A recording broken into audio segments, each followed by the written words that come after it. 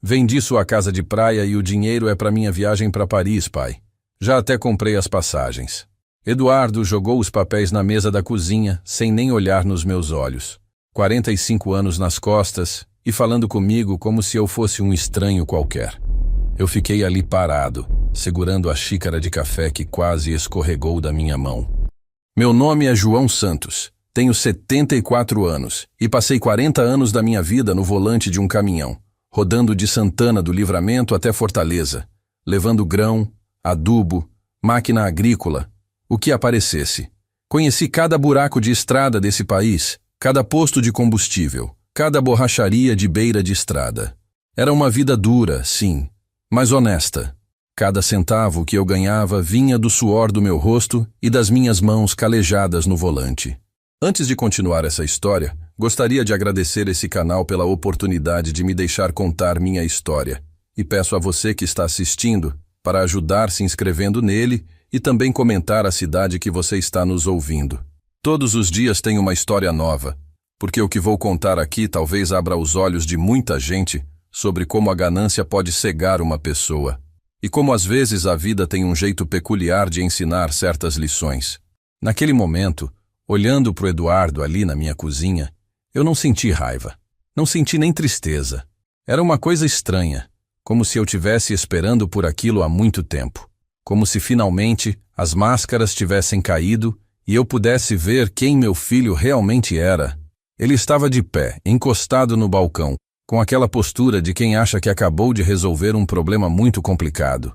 Usava uma camisa social cara, dessas que custam mais que o salário de muito trabalhador honesto, e um relógio que eu nunca tinha visto antes. Cabelo bem cortado, perfume caro. Tudo muito diferente do homem que eu criei, que conhecia desde pequeno. Como assim vendeu?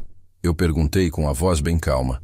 Não era nem pergunta, na verdade. Era mais para ganhar tempo, para entender direito o que estava acontecendo ali. Eduardo suspirou, como se eu fosse uma criança que não consegue entender uma explicação simples. Pai, olha, você tá ficando velho. Essa casa de praia só dá trabalho e gasto. É melhor assim. Pelo menos o dinheiro vai ser bem usado. Ele falou bem usado, como se estivesse fazendo um favor para a humanidade inteira. Como se gastar numa viagem para a Europa fosse a coisa mais nobre do mundo. Eu tomei um gole do café, que já estava esfriando, e continuei olhando para ele. 45 anos. Eu lembrava quando ele era pequeno, quando subia no caminhão comigo e ficava vidrado no painel, querendo aprender a trocar as marchas. Lembrava quando ele me abraçava toda vez que eu voltava de viagem, dizendo que tinha sentido saudade. Onde foi que aquele menino se perdeu? Em que momento ele virou esse homem que estava ali na minha frente, falando da minha vida como se eu já estivesse morto? E a papelada? Você fez como? Eu perguntei, ainda com aquela voz calma que parecia estar irritando ele. Eduardo riu, daquele jeito meio debochado que ele tinha desenvolvido nos últimos anos. Pai, você assinou uns papéis aí há um tempo, lembra? Procuração, essas coisas. Eu só usei. Ele mentiu na minha cara como se fosse a coisa mais natural do mundo. Eu nunca tinha assinado procuração nenhuma para ele. Nunca. Mas ele estava tão convencido da própria mentira que quase acreditava nela. Olhei para os papéis que ele tinha jogado na mesa. Passagens aéreas. São Paulo. Paris. 2 passagens. Ele e a namorada nova. Essa tal de Fernanda que eu tinha conhecido só uma vez, numa festa de aniversário do Marcos. Uma moça bonita, bem vestida, mas com aquele olhar de quem só se interessa por dinheiro. Combinavam bem os dois. As passagens eram para dali a 2 semanas. Primeira classe. Eu fiz uma conta rápida de cabeça. Aquelas passagens custavam mais que muito brasileiro ganha num ano inteiro. 2 semanas, eu falei, mais para mim mesmo que para ele. Eduardo interpretou como se eu estivesse impressionado com a rapidez dele. É, pai, tem que ser rápido. A Fernanda já pediu férias no trabalho dela.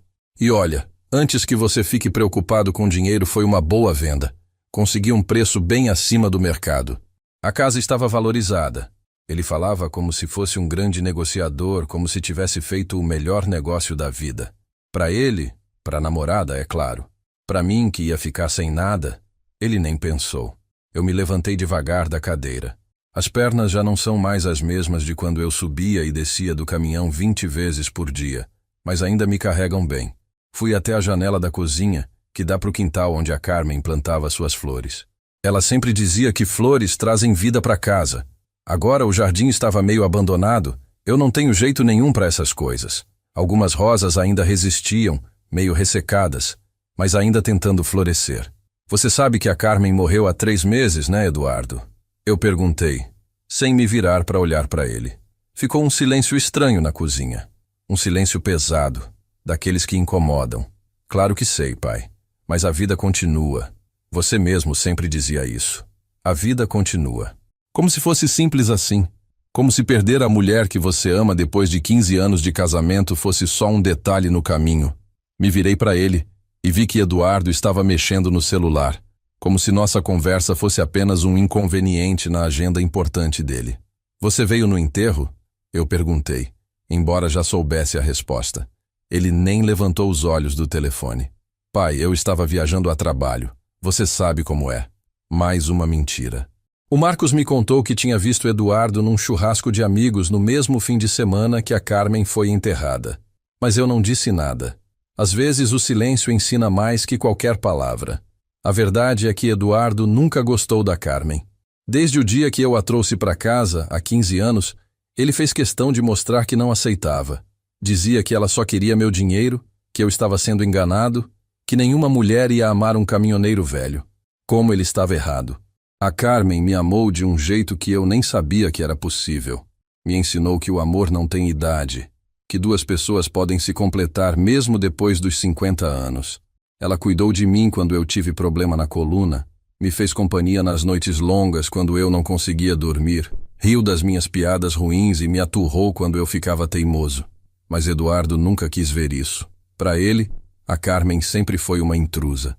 E agora, 3 meses depois que ela morreu, ele aparecia para me dizer que tinha vendido a única coisa que ainda me ligava a ela. A casa de praia em Torres, que a gente comprou junto, onde a gente passou os melhores momentos dos últimos anos. O lugar onde ela mais gostava de ficar, vendo o mar, coletando conchinhas na areia, fazendo aquele peixe na brasa que era a especialidade dela. Pai, eu preciso ir. Tenho reunião daqui a pouco. Eduardo guardou o celular no bolso e se encaminhou para a porta. Parou só para pegar uma maçã da fruteira, como se estivesse na casa dele. Ah, e você não precisa se preocupar com nada da casa. Já falei com o pessoal da imobiliária. Eles vão resolver toda a documentação. Ele mordeu a maçã e sorriu, daquele jeito que eu conhecia bem. O sorriso de quem acha que acabou de se dar bem na vida. Foi aí que eu falei, bem baixinho, quase sussurrando. Você esqueceu de um pequeno detalhe, Eduardo. Ele parou com a maçã no meio do caminho para a boca. Que detalhe? A voz dele mudou. Pela primeira vez naquela manhã, ele pareceu um pouco inseguro. Eu me virei completamente para ele, cruzei os braços e olhei bem nos olhos dele. Senta aí que eu vou te explicar. Eu via que ele estava tentando manter aquela pose de segurança, mas alguma coisa nos olhos dele tinha mudado. Era como se uma luz de alerta tivesse acendido lá no fundo. Que detalhe, pai? Ele repetiu, mas agora a voz saiu um pouco mais fina. Eu me sentei na cadeira da frente bem devagar e juntei as mãos em cima da mesa. 40 anos de estrada me ensinaram que às vezes o silêncio fala mais alto que qualquer grito. Você conhece bem a papelada da casa de Torres, Eduardo? Eu perguntei, olhando direto nos olhos dele. Ele deu uma mordida na maçã, tentando parecer despreocupado, mas eu notei que a mão dele tremeu levemente. Claro que conheço, pai. Casa comprada, escritura registrada, tudo certinho. Você e a Carmen compraram há uns 10 anos. Ele falou como se estivesse recitando uma lição decorada. Mas tinha um problema nessa lição dele. Um problema grande. Eu me recostei na cadeira e cruzei os braços. Eduardo, me diz uma coisa. Em nome de quem você acha que está essa casa? A pergunta saiu calma, mas eu senti o peso dela no ar. Ele parou de mastigar e me olhou com aquela cara de quem não entendeu a pergunta. Como assim? Em nome de quem? No seu nome, ué. Você que comprou. Pronto. Ali estava a primeira rachadura na fantasia dele. Eu balancei a cabeça devagar, como se estivesse lidando com uma criança teimosa. Não, meu filho. A casa não está no meu nome.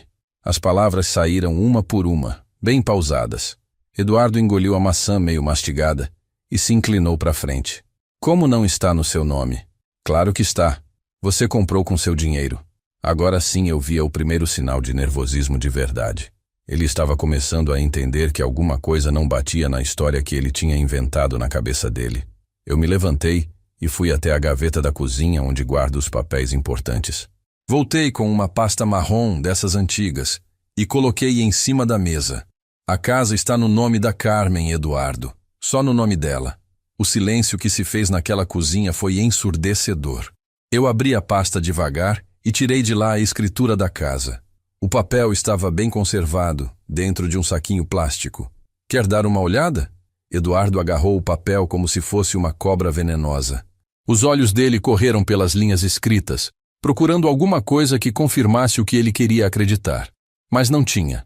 Ali estava escrito, bem claro, em letras garrafais. Proprietária Carmen Oliveira Santos. Só o nome dela. Mas como? Por que só no nome dela? A voz dele saiu meio rouca, como se ele tivesse engolido areia. Porque foi assim que ela quis, Eduardo. E porque foi assim que eu deixei. Eu peguei o papel de volta e guardei na pasta. A Carmen tinha 2 filhos do primeiro casamento dela, o Ricardo e a Ana. Ela queria ter certeza de que eles não ficariam desamparados se alguma coisa acontecesse comigo. Então a gente decidiu que a casa ficaria no nome dela. Eu paguei sim, com meu dinheiro suado de caminhoneiro. Mas a escritura é dela. Eduardo ficou ali parado, processando a informação. Eu podia ver a roda girando na cabeça dele, tentando encontrar uma saída para a situação. Mas pai, agora que ela morreu, a casa passa automaticamente para você, né? Você era casado com ela. Ele falou isso com uma esperança desesperada na voz, como se estivesse se agarrando no último galho antes de cair do penhasco. Eu balancei a cabeça de novo. Não funciona assim, meu filho. Não quando existe testamento. A palavra testamento ecoou na cozinha como um tiro. Eduardo arregalou os olhos e ficou pálido. Testamento? Que testamento? Eu voltei para a gaveta e peguei outro papel. Este estava em um envelope lacrado, com o carimbo do cartório bem visível. A Carmen fez testamento 3 meses antes de morrer, Eduardo, quando ela descobriu que o câncer tinha voltado e que dessa vez não ia ter jeito. Minha voz ficou um pouco embargada quando falei isso. Ainda doía lembrar dos últimos dias dela, da coragem que ela teve para organizar tudo antes de partir. Ela queria deixar as coisas bem organizadas, para não sobrar dúvida para ninguém. Eduardo estava suando agora. Pingos de suor escorriam da testa dele, mesmo com o ar-condicionado ligado. E o que diz nesse testamento? Ele perguntou. Mas eu tinha a impressão de que ele já sabia que não ia gostar da resposta. Eu abri o envelope bem devagar, como se fosse uma cerimônia. Tirei as folhas de dentro e coloquei em cima da mesa. Diz que metade dos bens dela, incluindo a casa de praia, fica para os filhos dela, o Ricardo e a Ana. Eu fiz uma pausa, deixando a informação assentar na cabeça dele. E a outra metade... Outra pausa. Eduardo estava segurando a respiração.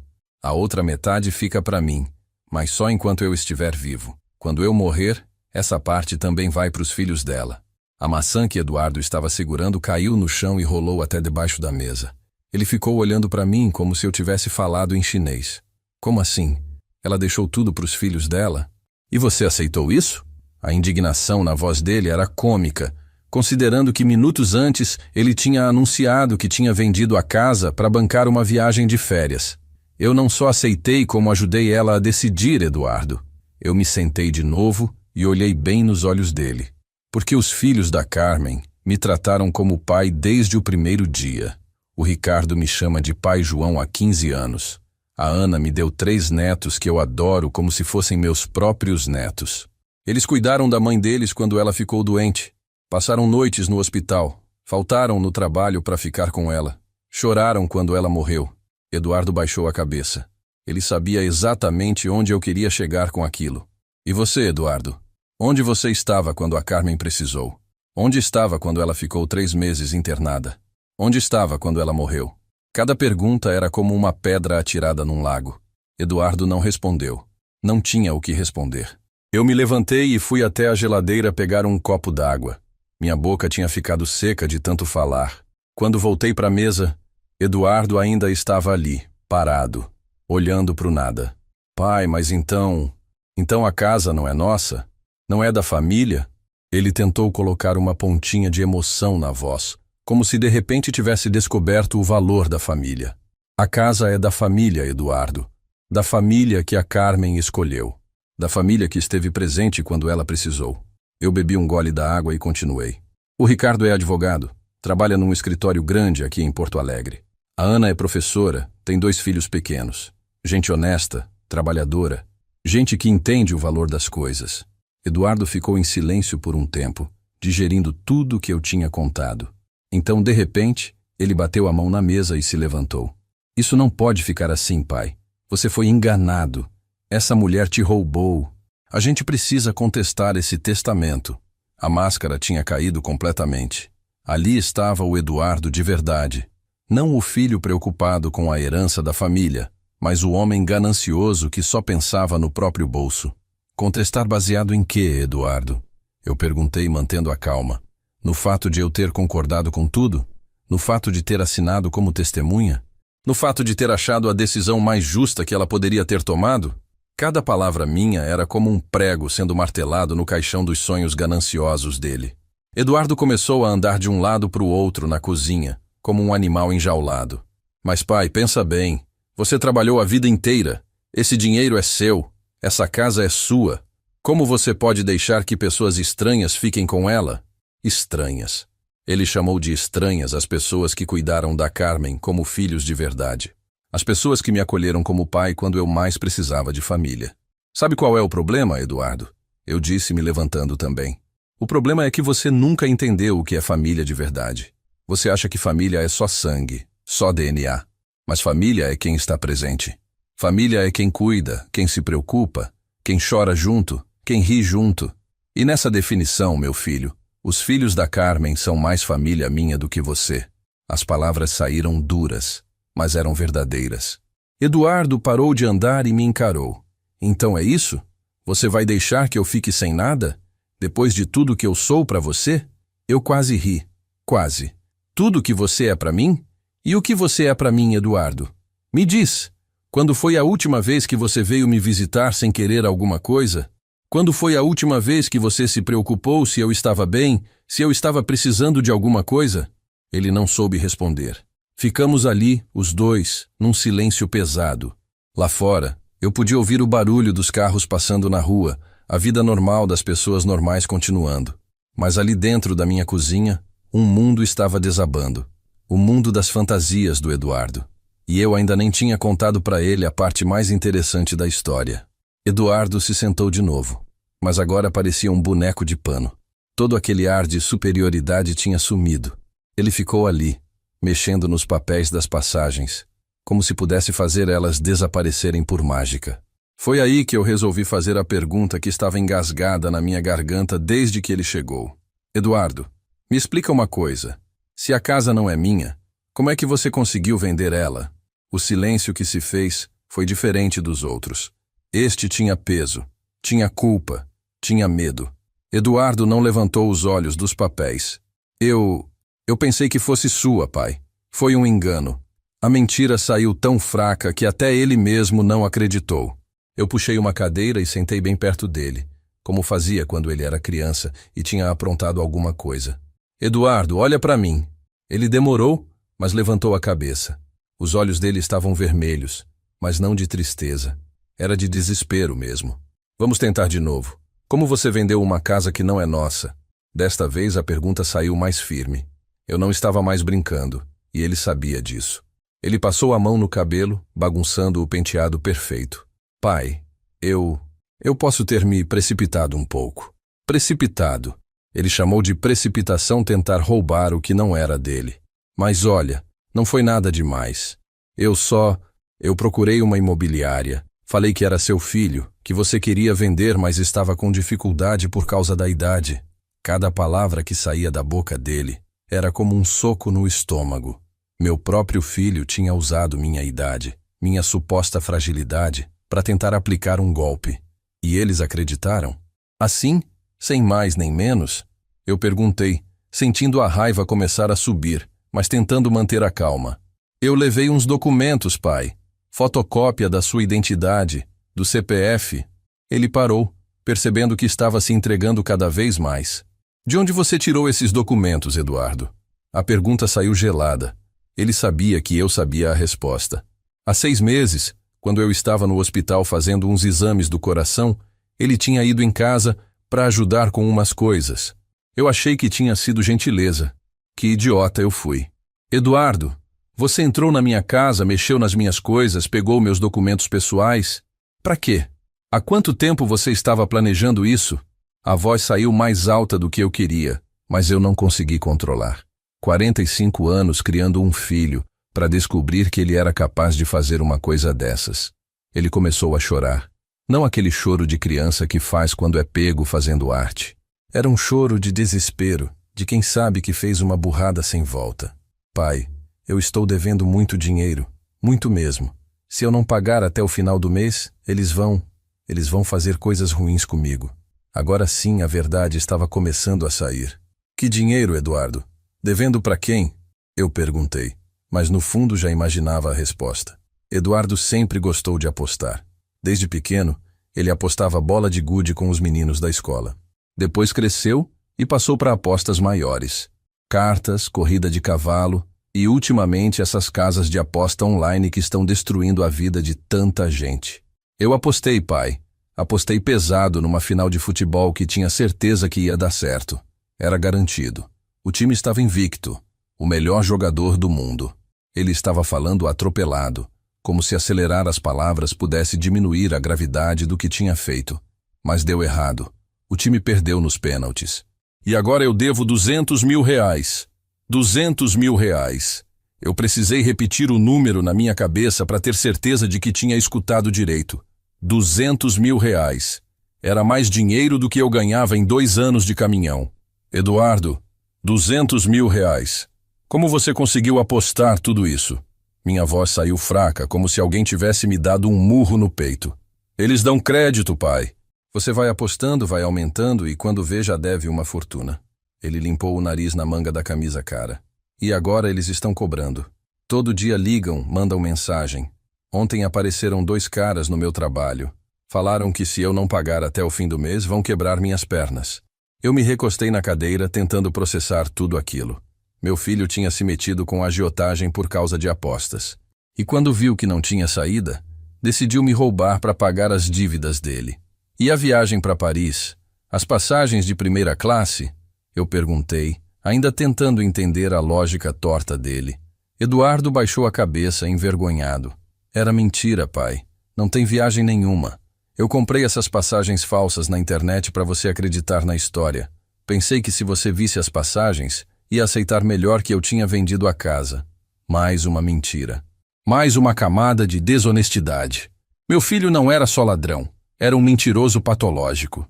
Então você veio aqui hoje para me enganar. Para me fazer acreditar que tinha vendido minha casa para bancar uma viagem de férias. Quando na verdade você queria o dinheiro para pagar dívida de jogo. Eu falei isso mais para mim mesmo do que para ele. Estava tentando organizar na minha cabeça a dimensão da traição. Pai, eu sei que foi errado, mas eu não tinha escolha. Eles iam me matar. Eduardo gritou como se isso justificasse alguma coisa.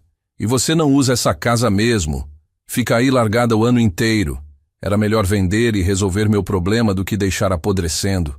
Foi aí que eu perdi a paciência. Me levantei da cadeira com uma força que eu nem sabia que ainda tinha. Não uso a casa? Eduardo, você sabe por que eu não uso a casa? Porque cada canto daquele lugar me lembra da Carmen. Cada móvel, cada quadro, cada janela.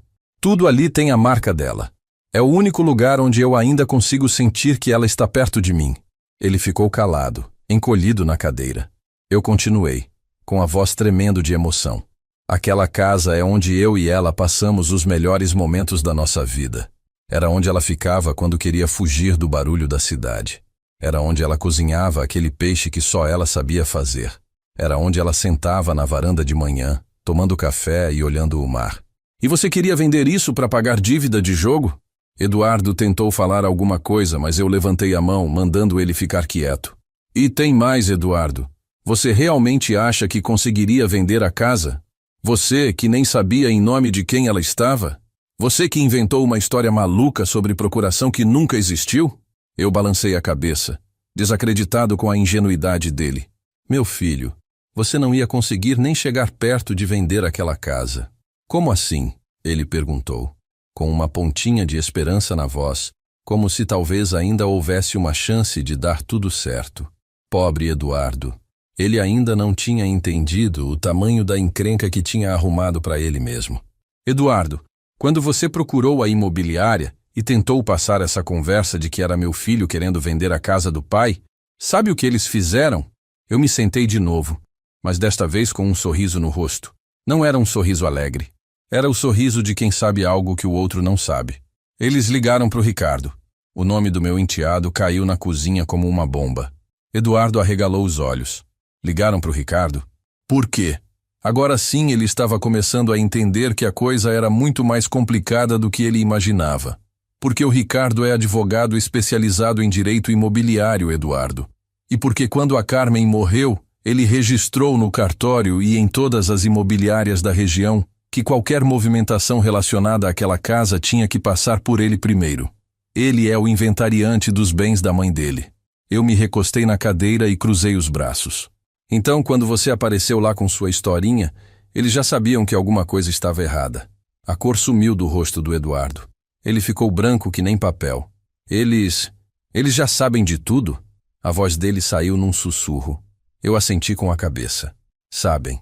E não é só isso. O Ricardo já está preparando um boletim de ocorrência contra você por tentativa de estelionato, falsificação de documentos, uso indevido de documentos de terceiros. E algumas outras coisas que eu nem sei direito o nome. Eduardo se levantou cambaleando, como se tivesse levado um soco. Pai, você tem que falar com ele. Tem que explicar que foi um mal-entendido, que eu não sabia. Ele estava desesperado agora, suando frio, com as mãos tremendo. Por favor, pai, não deixe ele fazer isso comigo. Eu olhei para ele por um longo tempo. 45 anos. Meu filho de 45 anos, me implorando para limpar a sujeira que ele mesmo fez. Eduardo, me diz uma coisa. Se eu não tivesse descoberto nada, se a casa realmente fosse minha e você tivesse conseguido vender, você ia me contar a verdade? Ia me dizer que o dinheiro era para pagar dívida de jogo? Ele não respondeu. Não precisava. A gente sabia, os dois, qual era a resposta. Ele ia deixar eu acreditar na mentira das passagens para Paris para o resto da vida. Ia deixar eu achando que meu filho tinha me roubado para viajar com a namorada. Porque no final das contas, essa versão ainda era menos vergonhosa que a verdade. O telefone tocou. Aquele barulho estridente cortou o silêncio pesado que tinha se instalado na cozinha. Eduardo olhou para o aparelho como se fosse uma cobra pronta para dar o bote. Atende, pai. Por favor. Atende. A voz dele saiu trêmula. Eu olhei no visor. Era o Ricardo. Coincidência não existe na vida, principalmente quando se trata de família. Alô, Ricardo. Atendi com a voz calma, mas sentindo o Eduardo praticamente segurando a respiração do meu lado. Pai João, bom dia. Desculpa incomodar, mas preciso falar com o senhor sobre uma situação meio delicada. A voz do Ricardo era séria, mas carinhosa como sempre. Ele sempre me tratou com respeito, desde o primeiro dia. Pode falar, meu filho. Eu me virei de costas para o Eduardo, mas podia sentir ele me observando, tentando decifrar cada palavra da conversa. Pai, a imobiliária Costa Verde me ligou ontem. Parece que alguém esteve lá tentando vender a casa da minha mãe. Disse que era filho do senhor e que tinha autorização. Ricardo fez uma pausa. O senhor sabe alguma coisa sobre isso? Eu olhei para o Eduardo, que estava mais branco que a parede. Sei sim, Ricardo. Na verdade, a pessoa que fez isso está aqui comigo agora. É o Eduardo. Silêncio do outro lado da linha. Depois um suspiro longo, daqueles que a gente dá quando confirma algo que já suspeitava. Entendi. Pai João, o senhor está bem? Precisa que eu vá aí? A preocupação na voz do Ricardo me emocionou. Esse menino, que não tinha nenhuma gota do meu sangue, se preocupava mais comigo do que meu próprio filho. Não precisa vir não. Eu estou bem. Mas acho que você e eu precisamos conversar sobre os próximos passos dessa situação. Eduardo se levantou da cadeira e começou a fazer gestos desesperados, apontando para ele mesmo, balançando a cabeça, implorando com os olhos. Eu continuei ignorando. Ricardo, você pode me explicar exatamente o que o Eduardo fez na imobiliária? Quero entender direito antes de decidir qualquer coisa. Claro, pai João. Segundo o que o dono da imobiliária me contou, Ele chegou lá com cópias de documentos seus, dizendo que o senhor estava com dificuldades por causa da idade e tinha dado procuração para ele vender a casa. Chegou até a falar um preço. 400 mil reais. 400 mil. Bem abaixo do valor de mercado. Eduardo não era só desonesto, era burro também. E o que você falou para a imobiliária? Eu perguntei sentando de novo na cadeira. Eduardo voltou a se sentar também, mas na beirada, como se estivesse pronto para sair correndo a qualquer momento. Falei a verdade, que a casa está no nome da minha mãe, que ela morreu há 3 meses, que eu sou o inventariante e que ninguém tem autorização para vender nada. E que se alguém tentasse de novo, era para me ligar imediatamente. Eduardo enfiou a cabeça entre as mãos. Eu continuei conversando com o Ricardo como se nada tivesse acontecendo. E sobre as questões legais? O que você me aconselha? Foi aí que Eduardo levantou a cabeça, olhando para mim com os olhos arregalados. Pai João, legalmente falando, isso que ele fez se enquadra em várias situações. Tentativa de estelionato, falsificação de documentos, uso indevido de dados pessoais. Dependendo de como a gente quiser levar, pode dar cadeia. A palavra cadeia ecoou na cozinha. Eduardo ficou de pé num pulo, fazendo gestos ainda mais desesperados. Entendo. E se a gente não quiser levar para esse lado? Tem outras opções? Eu perguntei, olhando direto nos olhos do Eduardo. Ele juntou as mãos como se estivesse rezando, movendo os lábios sem som, implorando. Tem sim. A gente pode fazer um termo de compromisso. Ele assina se comprometendo a nunca mais tentar nada parecido, pede desculpas formalmente e a gente não registra boletim de ocorrência. Mas isso é decisão sua, pai João. O senhor que foi prejudicado. Ricardo sempre foi sensato. Advogado bom e pessoa melhor ainda. Ricardo, me dá um tempo para pensar? Converso com você mais tarde. Eu queria encerrar a ligação para poder falar direito com o Eduardo. Claro, pai. Qualquer coisa me liga. E pai João, o senhor tem certeza que está bem? Não está precisando de nada? De novo aquela preocupação genuína que me aquecia o coração. Estou bem, meu filho. Obrigado por cuidar das coisas da sua mãe. Sei que ela ficaria orgulhosa de você. Desliguei o telefone e olhei para o Eduardo, que estava praticamente em pânico. Pai, pelo amor de Deus, você não pode deixar ele me processar. Eu vou preso. Vou perder meu emprego. Minha vida vai acabar. Eu fiquei ali, observando o desespero dele. Eduardo, sua vida já estava acabada antes de você chegar aqui hoje. 200 mil reais de dívida com a agiota, ameaças de morte, tentando roubar o próprio pai. Você acha que sua vida estava boa? Ele parou de se desesperar e me olhou, como se estivesse pensando na resposta. Pai, eu sei que errei. Sei que errei feio. Mas eu posso consertar. Posso arrumar outro jeito de pagar essa dívida. Ele falava atropelado, como se as palavras pudessem mudar a realidade. Que outro jeito, Eduardo? Você vai roubar outra pessoa da família? Vai tentar vender a casa do Marcos também? A pergunta o deixou sem resposta. Eu me levantei e fui até a janela. Lá fora, a vida continuava normal. As pessoas iam trabalhar, levavam os filhos na escola, cuidavam das suas vidas honestas. Enquanto isso, ali dentro da minha cozinha, eu estava descobrindo que tinha criado um estranho. Eduardo, me responde uma coisa com sinceridade total. Se eu não tivesse descoberto nada, se você tivesse conseguido me enganar e pegar o dinheiro da suposta venda, você ia mesmo usar tudo para pagar a dívida? Eu me virei para olhar para ele. Queria ver os olhos dele quando respondesse. Ele demorou para responder. Demorou muito. E quando respondeu, foi numa voz baixinha, envergonhada. Não, pai. Ia usar uma parte para pagar a dívida e o resto ia ficar comigo, para refazer minha vida, para começar de novo, com dinheiro roubado do próprio pai. Era essa a definição de começar de novo na cabeça dele. E você achou que eu ia aceitar numa boa descobrir que minha casa tinha sido vendida? Eu perguntei, voltando para a mesa. Você realmente pensou que eu ia engolir aquela história das passagens para Paris e ficar quieto? Eduardo baixou a cabeça. Eu pensei que talvez o senhor ficasse bravo no começo, mas depois ia entender. Ia ver que foi melhor assim. Melhor assim. Ser roubado pelo próprio filho era melhor assim. Eu precisei me sentar porque senti as pernas ficarem fracas. Não de medo, não de tristeza. Era a decepção. Uma decepção tão profunda que parecia que estava me sugando por dentro. Eduardo, você tem ideia do que significava aquela casa para mim? Minha voz saiu mais baixa agora, mais cansada. Você sabe quantas noites eu e a Carmen passamos lá, planejando o nosso futuro? Quantos fins de semana a gente aproveitou, vendo o pôr do sol na varanda? Quantas vezes ela me disse que queria morrer naquela casa, olhando para o mar? Ele ficou calado. Eu continuei. Aquela casa não era só um imóvel, Eduardo. Era nossa história. Era onde a gente guardava os sonhos da gente. E você queria vender isso como se fosse um carro velho. Lágrimas começaram a descer pelo meu rosto. Mas eu não me importei. Algumas coisas merecem lágrimas. Pai, Eduardo tentou falar, mas eu levantei a mão. Não, deixa eu terminar. Porque além de tudo isso, você mentiu para mim. Olhou nos meus olhos e mentiu descaradamente. As passagens falsas, a história da viagem, tudo mentira. Você não teve coragem nem de me contar a verdade sobre suas dívidas. Eduardo começou a chorar também. Mas eu não senti pena.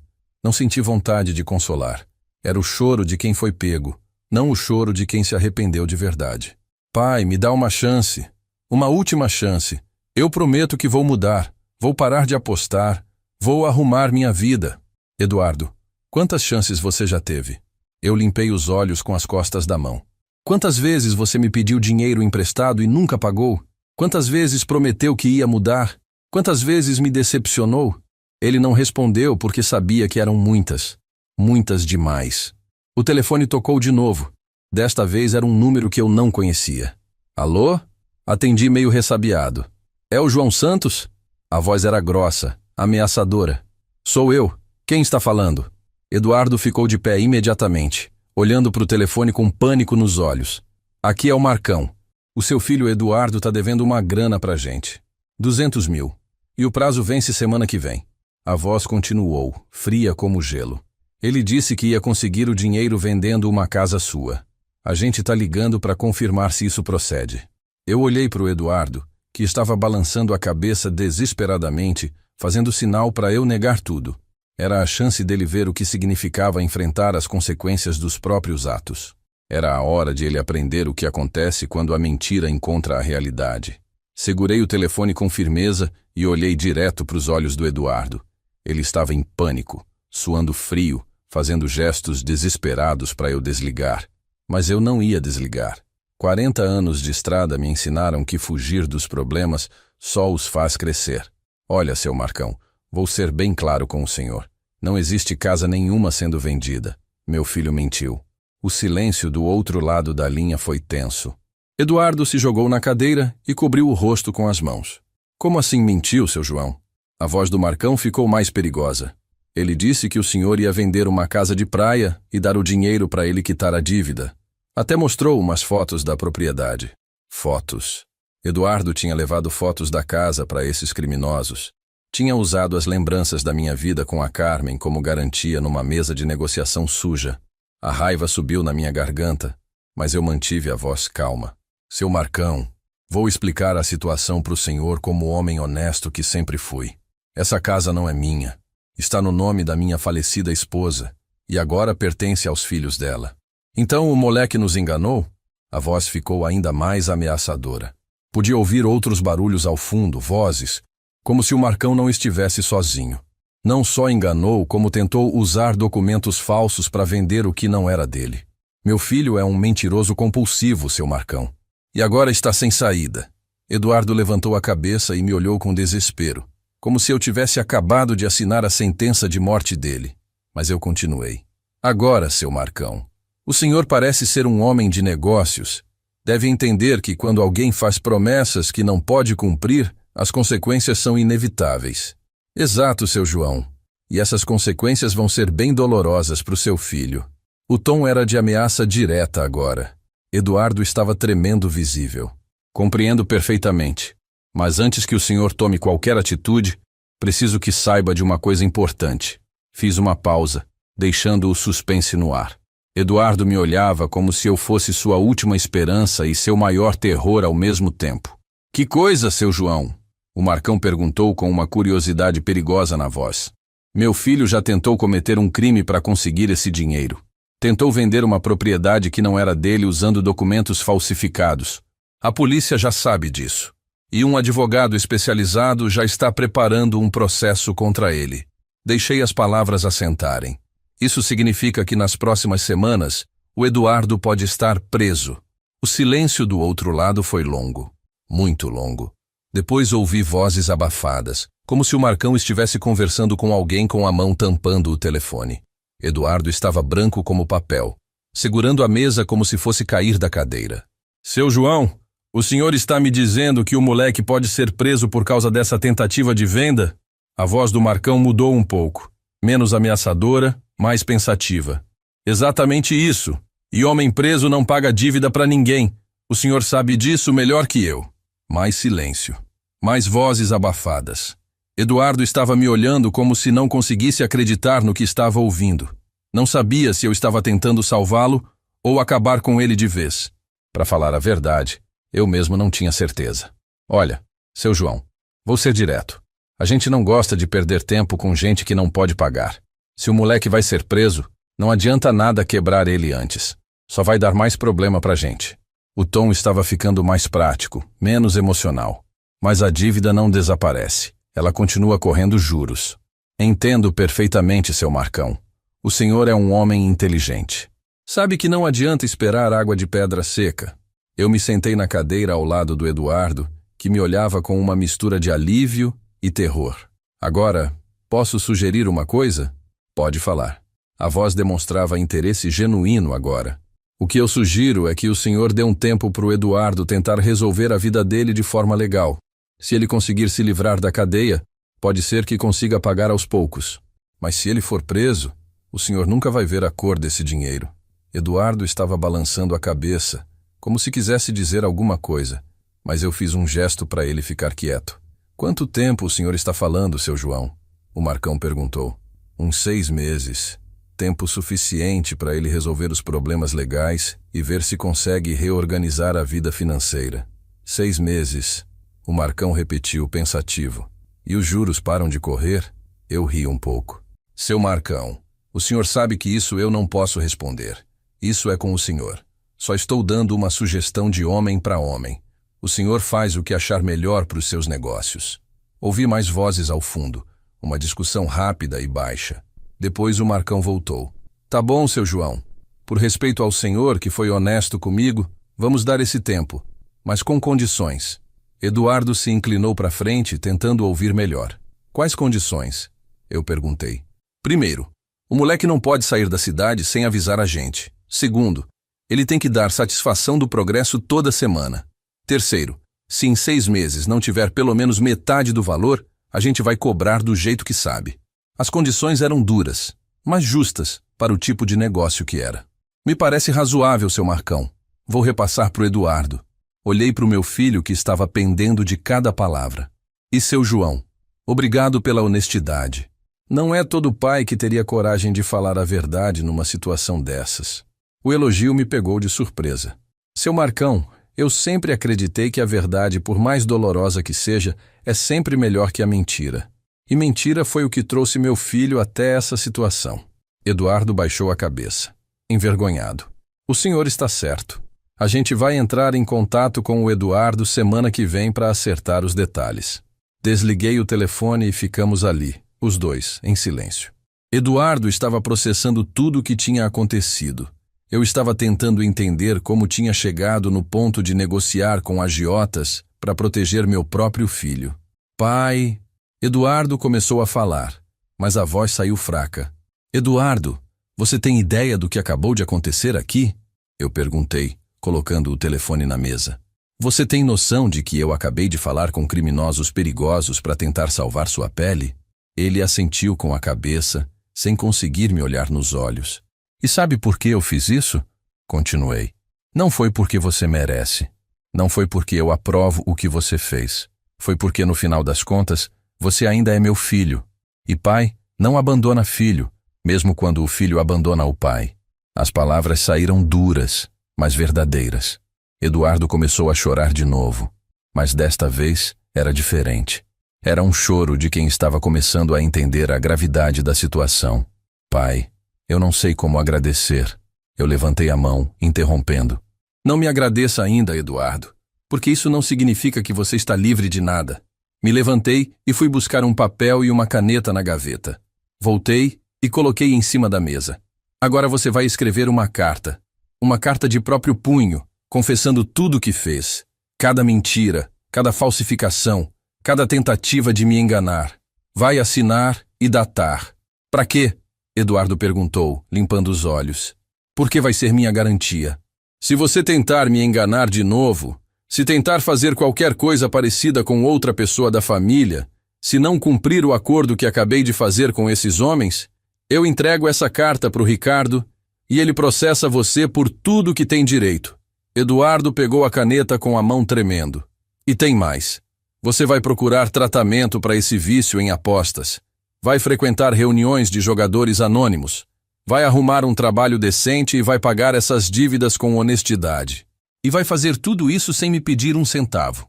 Ele começou a escrever devagar, como se cada palavra fosse um peso nas costas dele. E Eduardo, eu chamei sua atenção. Ele parou de escrever e me olhou. Se você conseguir cumprir tudo isso, se realmente mudar de vida, eu vou considerar a possibilidade de um dia perdoar você. Mas se falhar, deixei a frase no ar. Se eu falhar, ele perguntou num sussurro.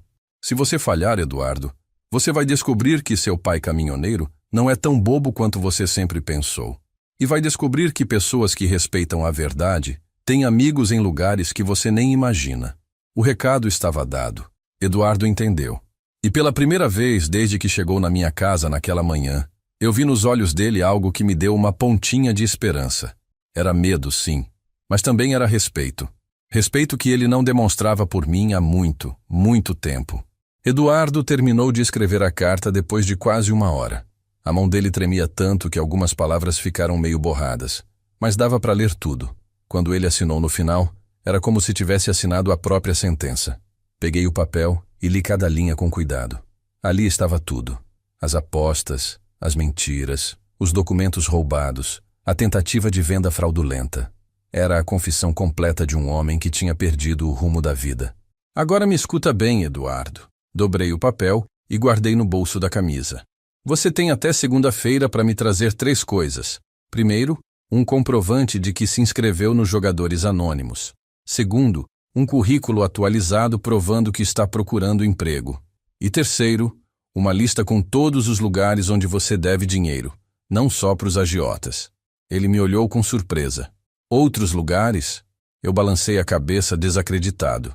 Eduardo, você acha que eu nasci ontem? Homem que deve 200 mil para os agiotas não deve só isso. Tem cartão de crédito, tem banco, tem financeira, tem empréstimo com amigo. Quero tudo na mesa. Toda a verdade.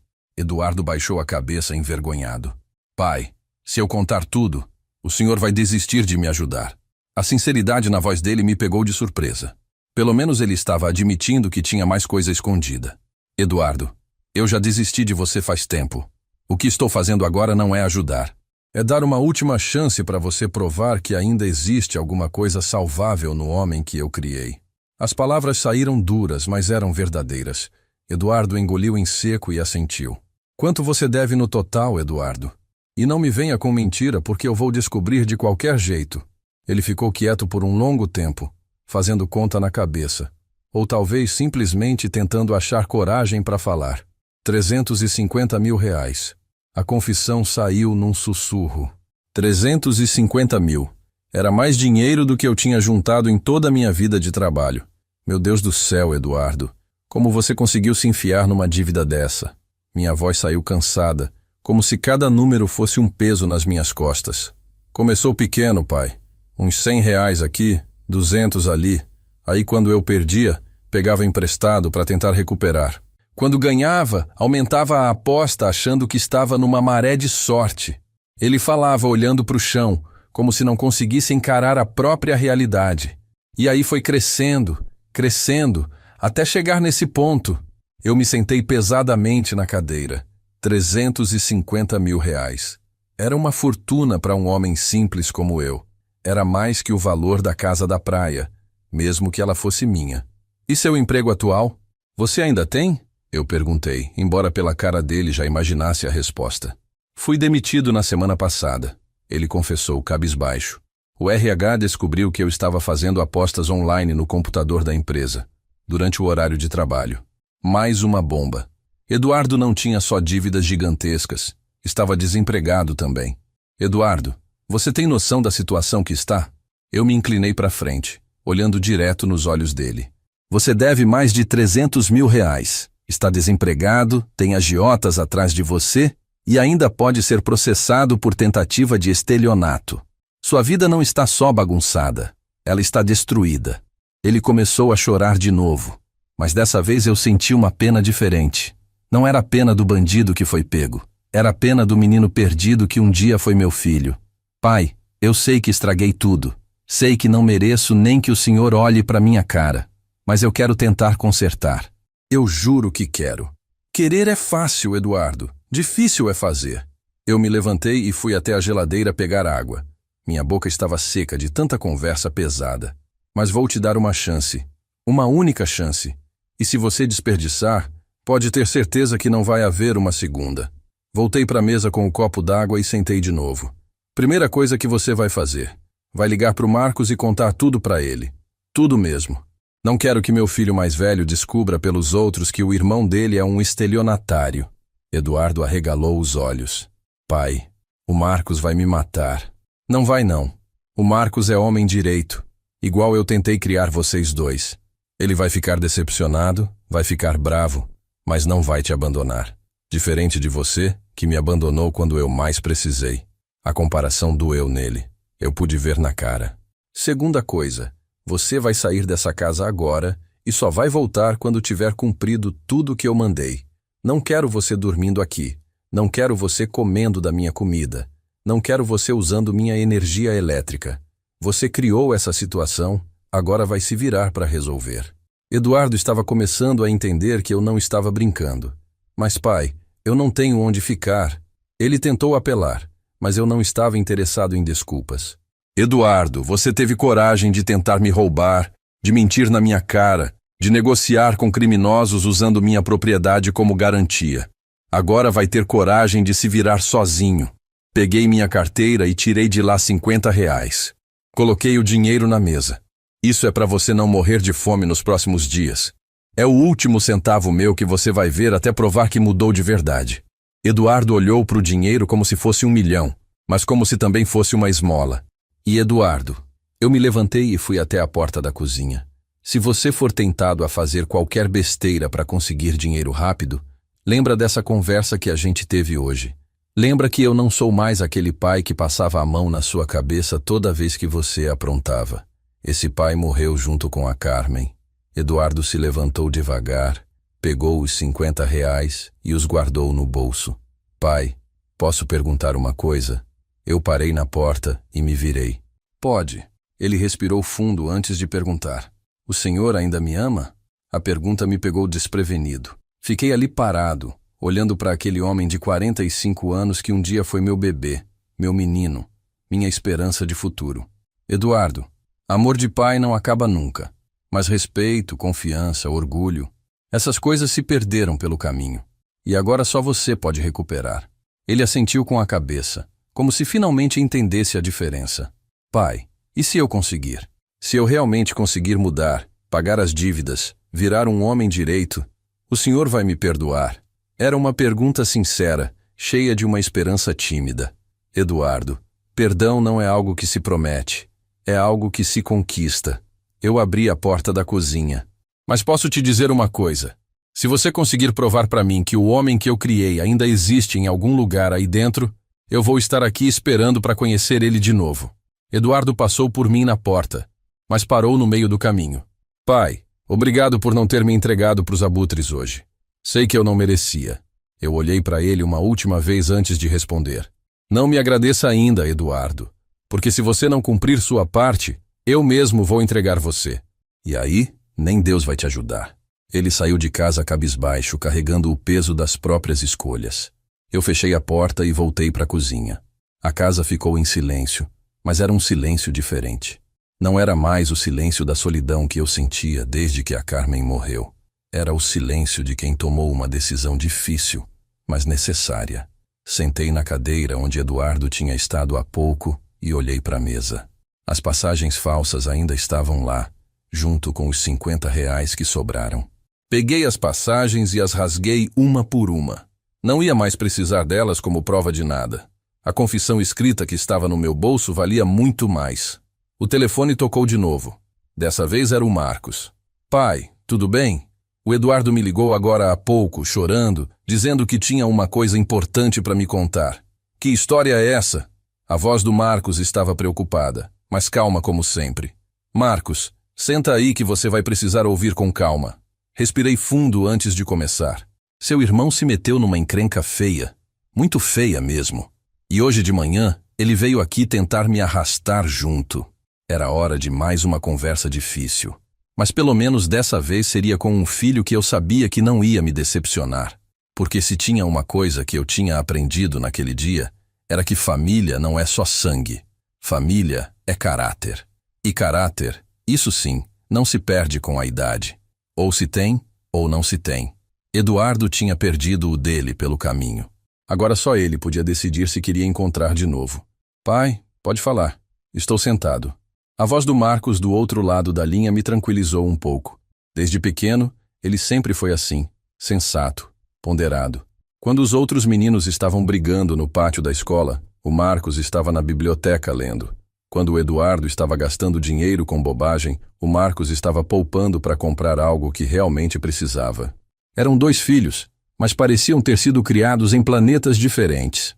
Marcos, seu irmão se meteu numa dívida de R$ 350 mil. Falei direto, sem rodeios. O Marcos sempre preferiu a verdade crua à verdade maquiada. Apostas online. E hoje de manhã ele veio aqui tentar vender a casa de praia da Carmen para pagar parte dessas dívidas. O silêncio do outro lado foi longo, pesado. Pai, o senhor disse 350 mil? A voz dele saiu mais baixa, como se ele tivesse que repetir para acreditar. Isso mesmo, meu filho. E não é só isso. Ele tentou usar documentos meus falsificados para fazer a venda. Se não fosse o Ricardo ter sido esperto e ter avisado as imobiliárias da região, seu irmão tinha conseguido aplicar o golpe. Meu Deus! O Marcos suspirou do outro lado. Pai, e ele confessou tudo isso para o senhor? Eu contei toda a história para ele, desde a chegada do Eduardo com as passagens falsas até a ligação dos agiotas. O Marcos me ouviu em silêncio, só fazendo algumas perguntas pontuais para entender melhor os detalhes. Pai, e agora? O que o senhor decidiu fazer? Essa era a pergunta que eu esperava. O Marcos sempre quis entender não só os problemas, mas também as soluções. Dei um ultimato para ele. Tem até segunda-feira para me provar que está disposto a mudar de verdade. Se não cumprir, entrego ele para o Ricardo processar. E o senhor acha que ele vai conseguir cumprir? O Marcos perguntou, e pela voz eu percebi que ele tinha suas dúvidas. Marcos, vou ser sincero contigo. Não sei.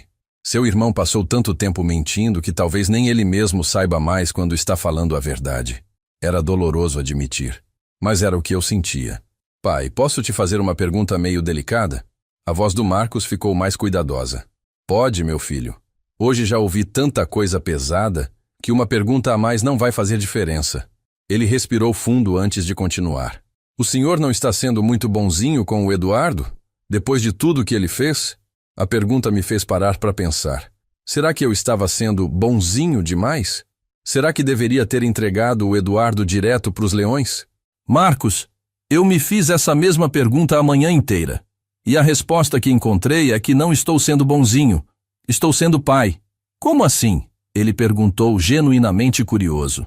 Marcos, bonzinho seria passar a mão na cabeça dele e pagar as dívidas. Bonzinho seria fingir que nada aconteceu e deixar ele continuar morando aqui. O que eu fiz foi dar a ele a última chance de provar que ainda é meu filho. Se ele desperdiçar, aí sim vai conhecer o que é rigor. O Marcos ficou quieto por um tempo, processando minha resposta. Depois ele falou, com aquela sabedoria que sempre me impressionou nele. Pai, o senhor está certo. E eu admiro sua coragem. No lugar do senhor, não sei se teria conseguido falar com aqueles agiotas do jeito que falou. Marcos, 40 anos de estrada ensinam a gente a lidar com todo tipo de pessoa. Já conversei com ladrão de carga, com policial corrupto Com um despachante desonesto, gente perigosa faz parte da vida de caminhoneiro. A diferença é que nunca pensei que ia ter que usar essa experiência para proteger meu próprio filho. A ironia da situação não passou despercebida. E pai, o que o senhor quer que eu faça? Quer que eu converse com o Eduardo? Quer que eu ajude de alguma forma? A pergunta do Marcos me emocionou. Mesmo depois de descobrir que o irmão era um estelionatário, ele ainda queria ajudar. Essa era a diferença entre os dois. Marcos, você pode fazer uma coisa para mim, sim. Pode ficar de olho nele, ver se ele realmente está procurando emprego, se está frequentando as reuniões que eu mandei, se está cumprindo o que prometeu. Eu fiz uma pausa. E se ele vier te pedir dinheiro emprestado, me liga antes de decidir qualquer coisa. Pode deixar, pai. Vou ficar atento. A voz do Marcos era determinada. E pai, o senhor quer que eu vá aí? Posso sair do trabalho e ir passar a tarde com o senhor. Deve ter sido um dia muito pesado. A oferta me aqueceu o coração. Mas eu não queria preocupar ele. Não precisa, meu filho. Estou bem. Cansado, mas bem. Era verdade. Eu estava exausto. Mas também estava aliviado. Finalmente as cartas tinham sido colocadas na mesa. Mas, Marcos, tem uma coisa que eu queria te dizer. Minha voz ficou mais séria. Que coisa, pai? Ele perguntou atento. Eu queria te agradecer por ser o filho que você é, por ser honesto, trabalhador, responsável, por ter me apoiado quando eu casei com a Carmen, por ter cuidado dela quando ficou doente, por estar sempre presente quando eu preciso. As palavras saíram do coração. Pai, a voz do Marcos ficou embargada.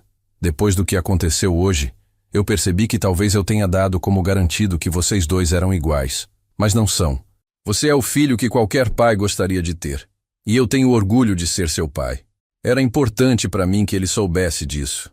Obrigado, pai. Isso significa muito para mim. O Marcos estava emocionado. Eu podia sentir pela voz. E pai, pode ter certeza de uma coisa. Aconteça o que acontecer com o Eduardo. O senhor sempre vai poder contar comigo. Sempre. Depois que desliguei o telefone, fiquei ali sentado na cozinha, pensando na diferença entre meus dois filhos. Os dois foram criados da mesma forma, na mesma casa, com os mesmos valores. Mas um tinha escolhido o caminho da honestidade e o outro tinha escolhido o caminho da mentira. Como é que isso acontece? Talvez fosse uma questão de caráter mesmo. Algumas pessoas nascem com uma bússola moral que sempre aponta para o norte verdadeiro. Outras nascem com uma bússola que aponta para onde é mais fácil, mais conveniente, mais vantajoso. O Marcos tinha a primeira. O Eduardo, infelizmente, tinha a segunda. O telefone tocou de novo. Agora era o Ricardo. Pai João, boa tarde. Desculpa incomodar de novo, mas queria saber como foi a conversa com o Eduardo. Conseguiu resolver a situação? A preocupação na voz dele era genuína. Esse menino realmente me considerava como pai. Ricardo, resolvi temporariamente. Dei um prazo para ele se endireitar e parar de fazer besteira. Se ele cumprir, a gente deixa a situação morrer por aí. Se não cumprir, deixei a frase no ar. Entendi. E o senhor acha que ele vai cumprir? O Ricardo fez a mesma pergunta que o Marcos. Sinceramente, não sei. Mas pelo menos agora ele sabe que as consequências são reais. E sabe que não pode contar comigo para passar a mão na cabeça dele. Respirei fundo antes de continuar. Ricardo, posso te pedir um favor? Claro, pai João. O que precisar? A resposta veio imediata. Pode manter aquele alerta nas imobiliárias por mais alguns meses? Só para garantir que ele não vai tentar fazer alguma besteira nova? Eu não confiava completamente na palavra do Eduardo. 45 anos de mentiras não se curam de uma hora para outra. Já está feito, pai João. Na verdade, já avisei também alguns despachantes e cartórios da região. Se alguém aparecer tentando usar documentos seus para qualquer tipo de transação, eles vão me ligar primeiro. O Ricardo sempre foi eficiente. A Carmen ficaria orgulhosa de ver como ele cuidava das coisas da família. Obrigado, meu filho.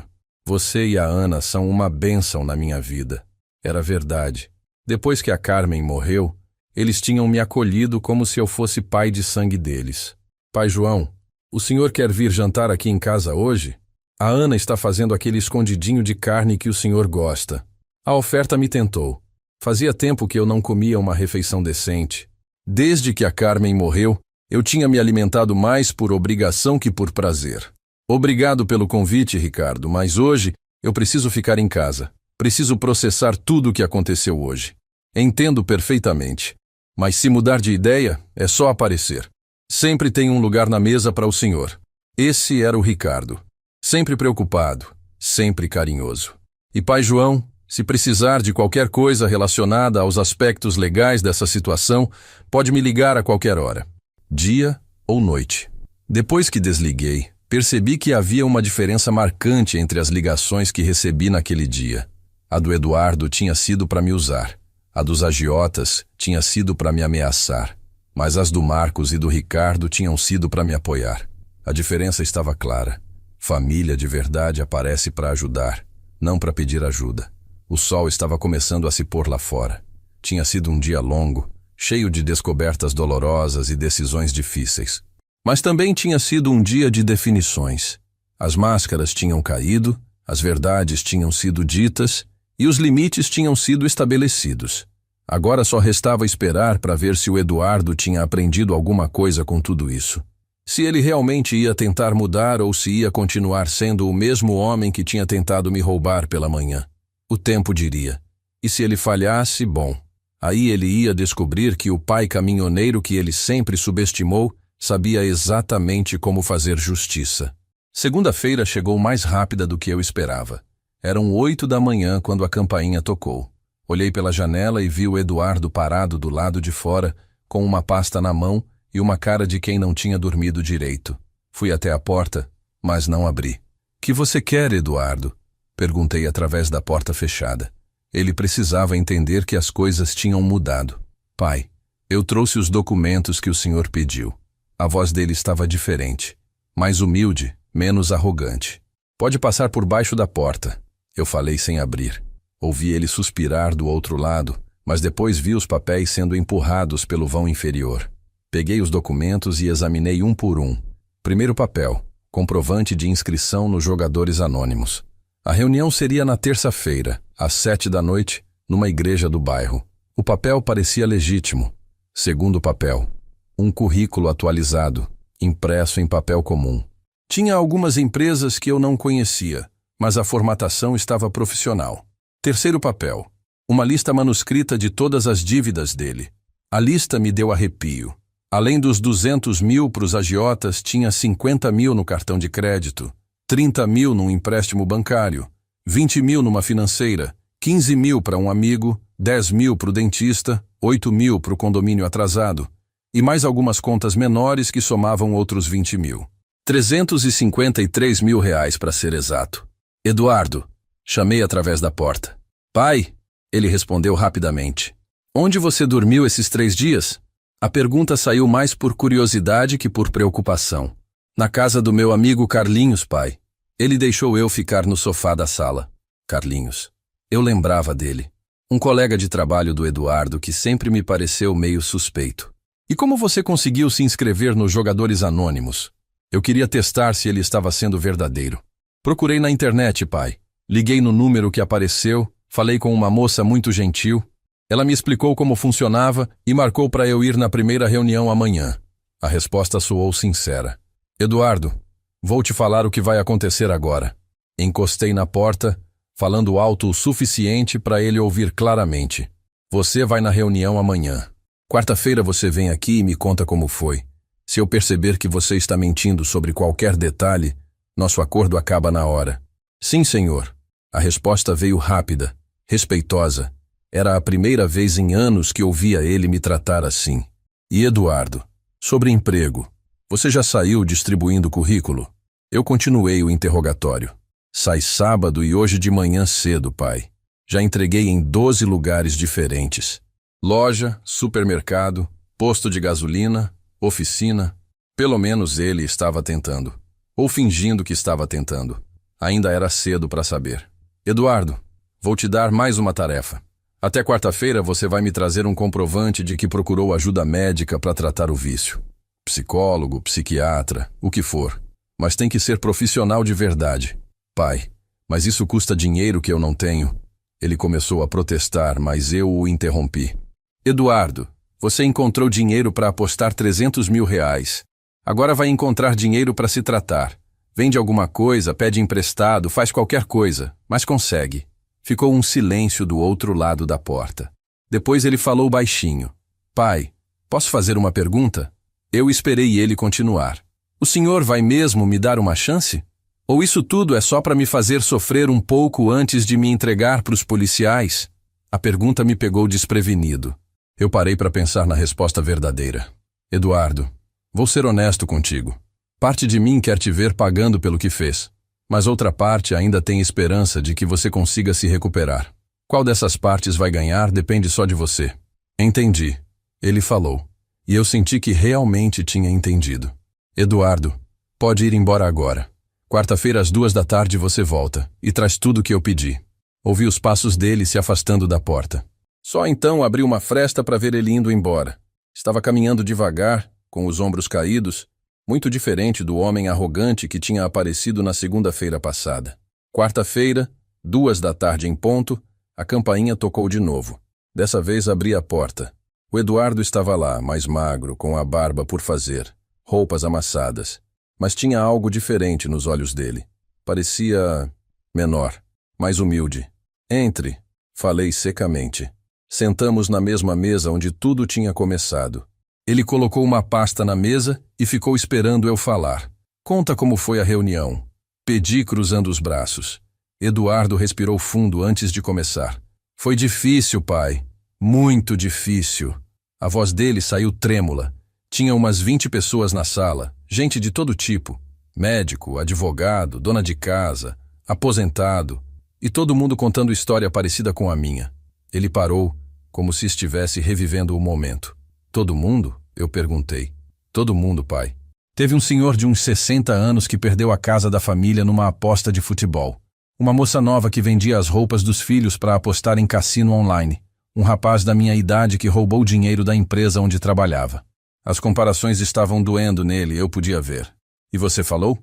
Perguntei. Falei, pai. Tive que me apresentar e contar minha situação. Falei que estava devendo 300 mil reais e que tinha tentado vender a casa do meu pai para pagar as dívidas. Ele baixou a cabeça. Quando eu terminei de falar, ficou um silêncio na sala.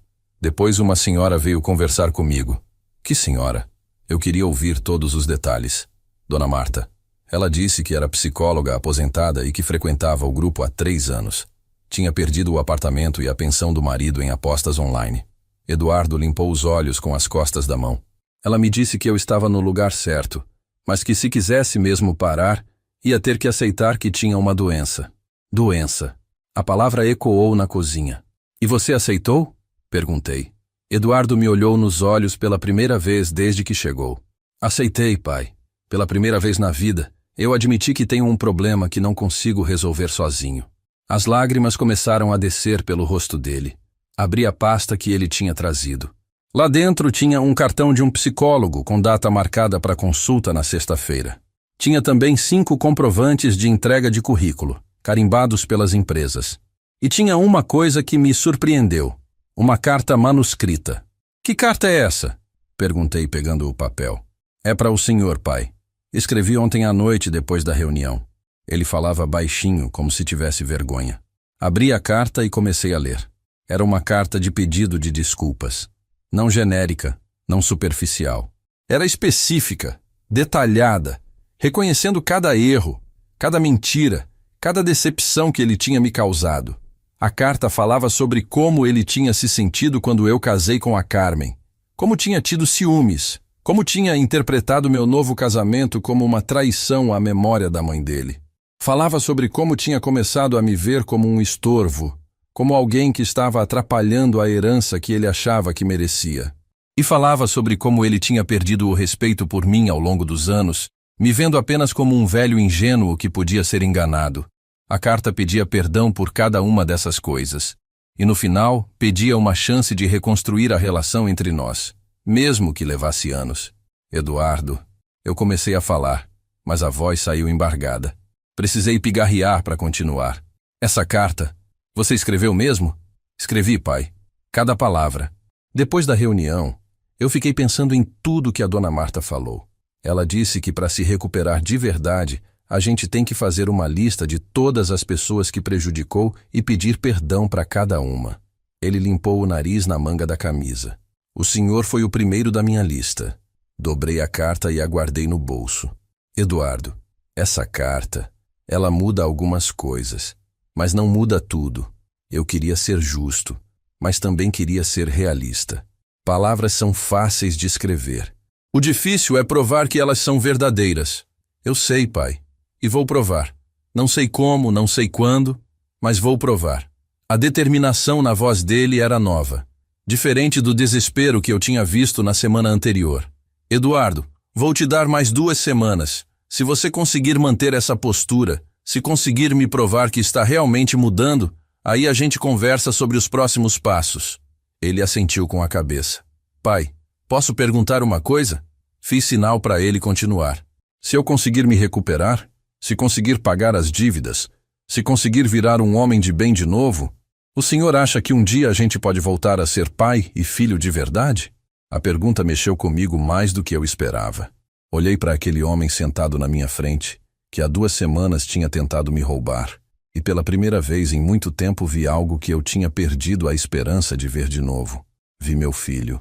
Não o homem ganancioso e mentiroso que ele tinha se tornado, mas o menino que eu tinha criado e que talvez ainda existisse em algum lugar lá dentro. Eduardo, se você conseguir tudo isso que falou, se você realmente conseguir se tornar um homem de bem de novo, fiz uma pausa, escolhendo as palavras com cuidado. Eu não só vou aceitar você de volta como filho. Eu vou ter muito orgulho de dizer para todo mundo que você é meu filho. Pela primeira vez em 15 anos, Eduardo se levantou da cadeira e veio me dar um abraço. E pela primeira vez em 15 anos, eu retribuí. 3 meses se passaram desde aquele abraço na minha cozinha. 3 meses que mudaram tudo entre mim e o Eduardo. Ele não mentiu quando disse que ia provar que estava mudando. Toda semana ele aparecia aqui em casa, sempre no mesmo horário, sempre com alguma novidade para me contar. E pela primeira vez em 15 anos, eram novidades boas. A primeira boa notícia veio 2 semanas depois daquele encontro. Eduardo conseguiu emprego numa oficina mecânica do outro lado da cidade. Não era o emprego dos sonhos dele, claro. Ele, que sempre trabalhou em escritório, de terno e gravata, agora estava com as mãos sujas de graxa, ganhando um salário bem menor do que estava acostumado. Mas quando ele veio me contar, vi nos olhos dele algo que não via há muito tempo. Orgulho honesto. Pai, consegui o emprego, ele disse, entrando na cozinha com um sorriso tímido. O dono da oficina disse que gostou da minha postura, que viu que eu estava precisando mesmo de uma oportunidade.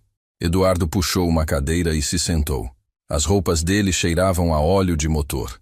As unhas estavam sujas, mas ele parecia mais limpo por dentro do que eu me lembrava. E como está sendo o trabalho? Perguntei, servindo café para ele. Tinha voltado a fazer isso, servir café para o meu filho. Era uma coisa pequena, mas significava que a confiança estava voltando aos pouquinhos. É puxado, pai. Acordo às 5 da manhã, pego 2 ônibus para chegar lá. Fico o dia inteiro de pé, carregando peso, aprendendo coisas que nunca pensei que fosse aprender. Ele tomou um gole do café e continuou. Mas sabe o que é estranho? Eu tô gostando.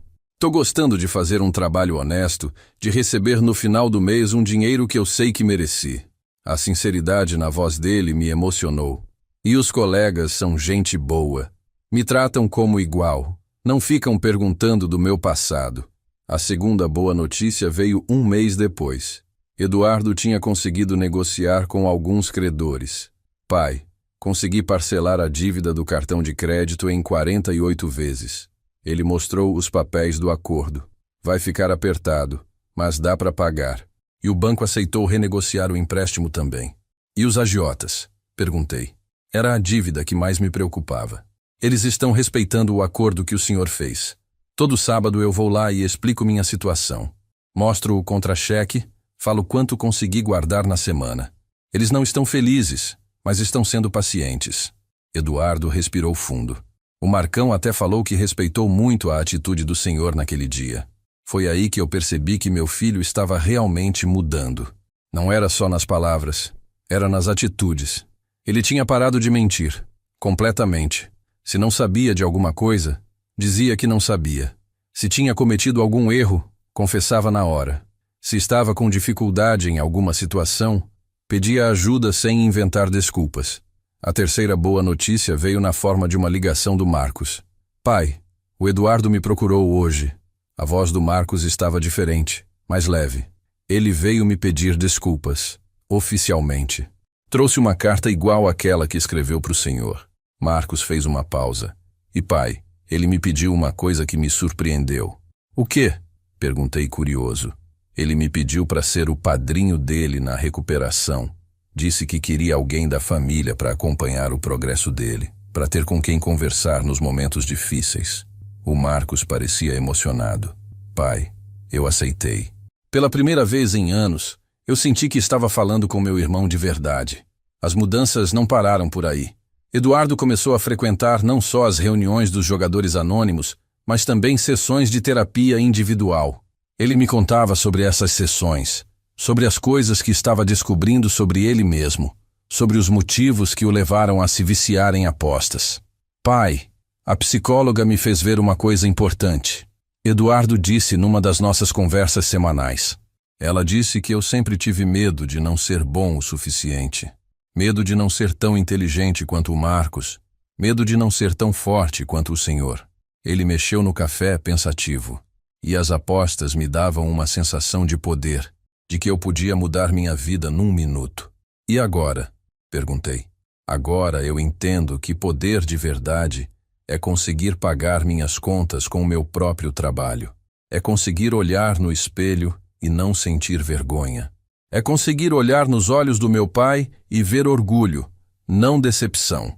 As palavras dele me tocaram fundo, mas a transformação mais impressionante do Eduardo não tinha a ver com trabalho nem com dinheiro.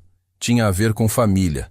Ele começou a aparecer aqui em casa não só para dar satisfação das suas obrigações, mas simplesmente para conversar, para saber como eu estava, para me ajudar com alguma coisa, para dividir um almoço.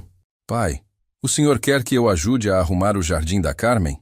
Ele perguntou numa tarde de sábado. Tá muito largado e eu sei que ela gostava daquelas rosas. A oferta me surpreendeu. Eduardo nunca tinha demonstrado interesse nas coisas da Carmen. Passamos a tarde inteira cuidando do jardim. Ele capinando, eu podando, os dois conversando sobre coisas simples. Futebol, tempo, notícias da cidade, coisas de pai e filho normal. No final da tarde, quando as rosas estavam podadas e a terra estava fofa, Eduardo me olhou e disse: Pai, eu devia ter feito isso há anos. Devia ter ajudado o senhor a cuidar das coisas que eram importantes para Carmen. Por que não fez? Perguntei, genuinamente curioso. Porque eu estava com raiva. Raiva de ter que dividir o senhor com outra pessoa. Raiva de ela ocupar o lugar que eu achava que era só da minha mãe. Eduardo limpou a terra das mãos numa toalha velha. Mas agora eu entendo que o senhor não estava substituindo minha mãe. Estava tentando ser feliz de novo. Essa conversa me marcou muito. Porque foi ali, naquele jardim, cuidando das plantas da Carmen junto com meu filho, que eu finalmente senti que ele tinha voltado. Não o Eduardo de 45 anos que tinha tentado me roubar, mas o Eduardo de 10 anos que me ajudava a lavar o caminhão nos fins de semana. A quarta boa notícia veio da boca do próprio Ricardo. Pai João, preciso te contar uma coisa. Ele me ligou numa quinta-feira à noite. O Eduardo me procurou hoje, veio aqui no escritório. Meu coração acelerou um pouco. Ele fez alguma coisa errada? Perguntei preocupado. Pelo contrário. A voz do Ricardo estava admirada. Ele veio me pedir desculpas pelo que tentou fazer com a casa da minha mãe. E veio me perguntar se não tinha algum trabalho que ele pudesse fazer para os fins de semana. Disse que queria ganhar um dinheiro extra para pagar as dívidas mais rápido. E você arrumou? Perguntei. Arrumei sim. Tenho uns processos que precisam ser organizados, umas petições que precisam ser digitadas. Não é trabalho que exige formação jurídica, mas é trabalho honesto.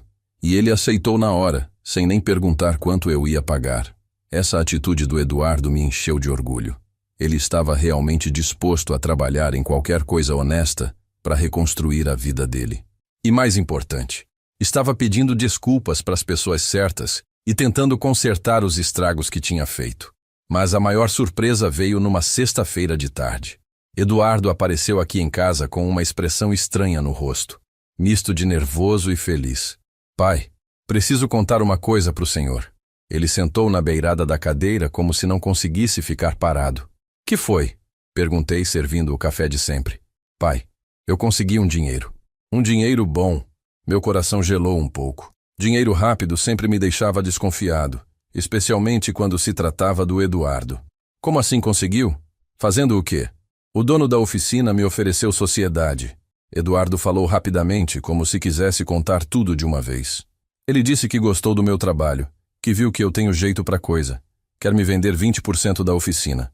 Ele puxou uns papéis do bolso. Olha só os números, pai. Examinei os papéis. Era uma proposta séria, com valores reais, documentação legal. A oficina estava crescendo, precisava de um sócio para expandir. E o Eduardo tinha impressionado o dono com sua dedicação. Eduardo, isso é coisa séria. Você tem dinheiro para investir? Perguntei. É aí que eu queria chegar, pai. Eduardo respirou fundo. Eu não tenho o dinheiro todo. Preciso de 50 mil reais. E eu queria pedir emprestado para o senhor. A surpresa foi total. Não pela quantia, mas pelo jeito que ele pediu. Sem pressão, sem chantagem emocional, sem promessas vazias. Eduardo, você está me pedindo 50 mil reais? Confirmei, para ter certeza que tinha entendido direito.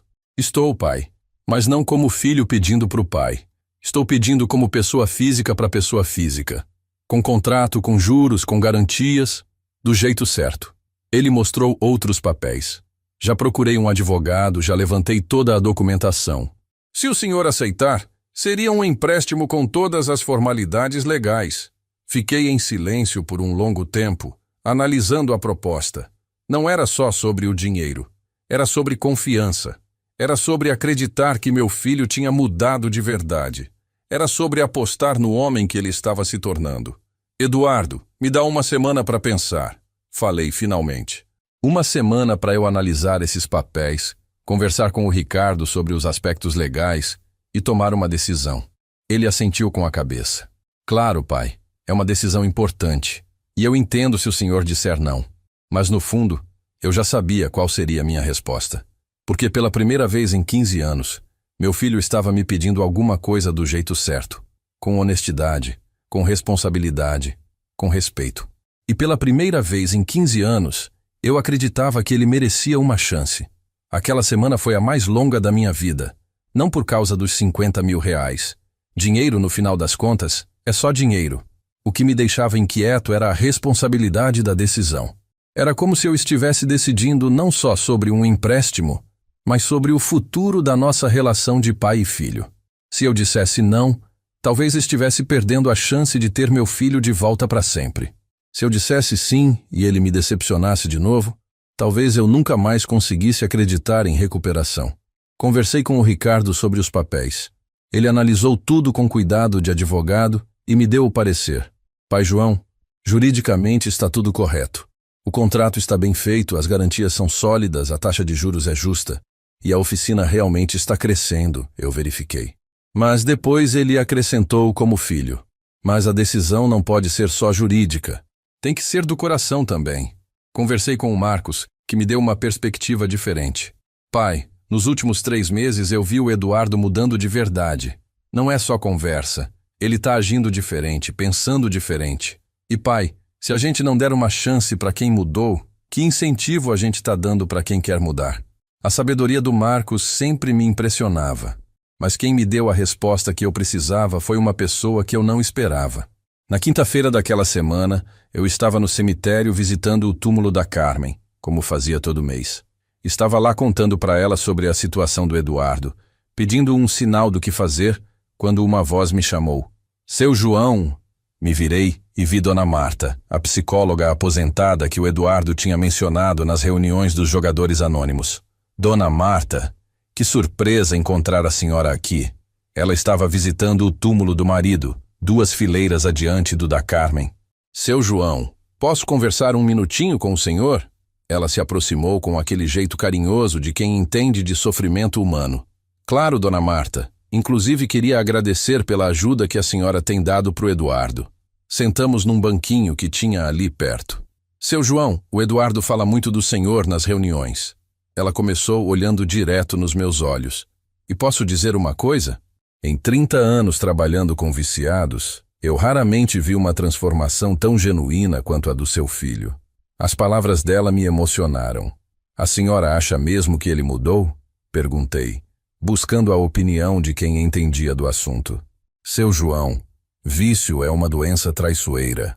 A gente sempre pode ter recaída. Mas a diferença entre quem quer se curar de verdade e quem está só fazendo teatro é o jeito como a pessoa lida com a responsabilidade. Ela me explicou que Eduardo tinha se tornado uma referência no grupo. Ajudava os novatos, compartilhava suas experiências, assumia responsabilidades. E tem uma coisa que me chamou muito a atenção, seu João.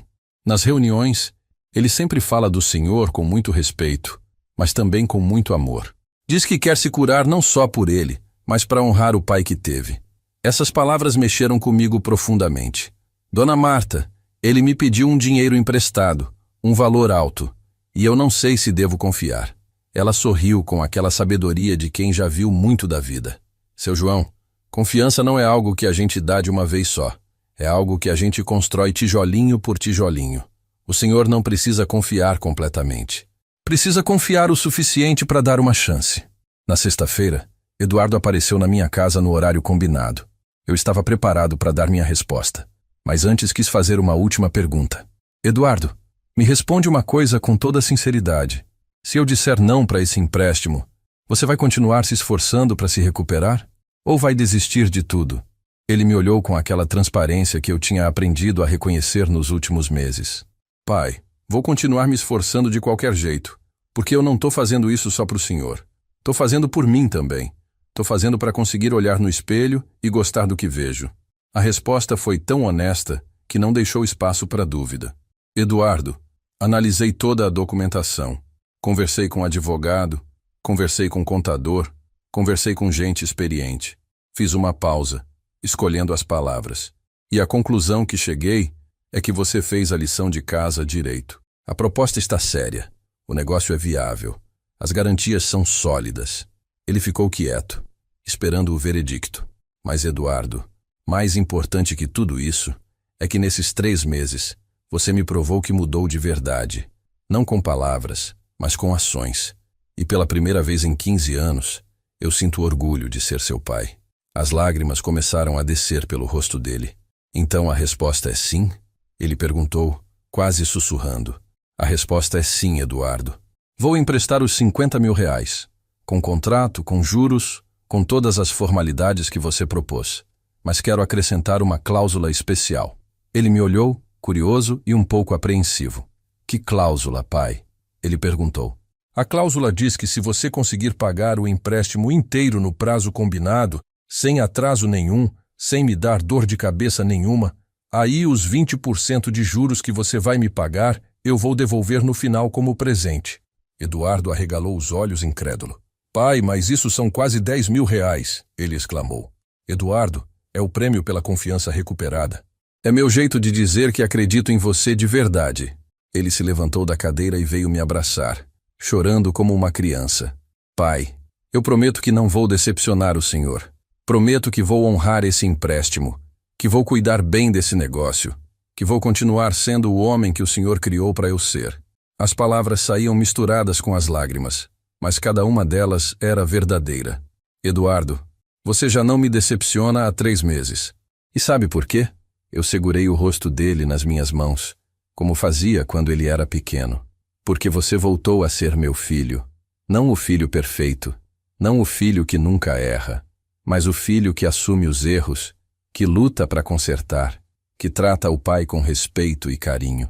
2 anos se passaram desde aquele dia. Hoje, enquanto conto essa história, posso dizer que a decisão foi acertada. Eduardo pagou o empréstimo inteiro 6 meses antes do prazo.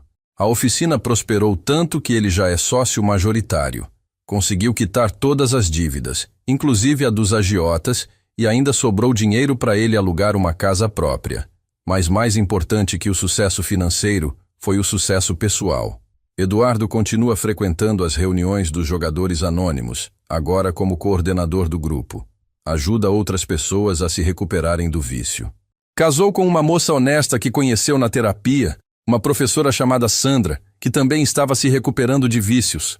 E mês passado eles me deram a notícia que mais me emocionou. Vou ser avô de novo. Pai, se for menino a gente quer dar o nome do senhor para ele. Eduardo me disse segurando a mão da Sandra. Queremos que ele cresça ouvindo as histórias do avô caminhoneiro que ensinou o pai dele a ser homem de verdade.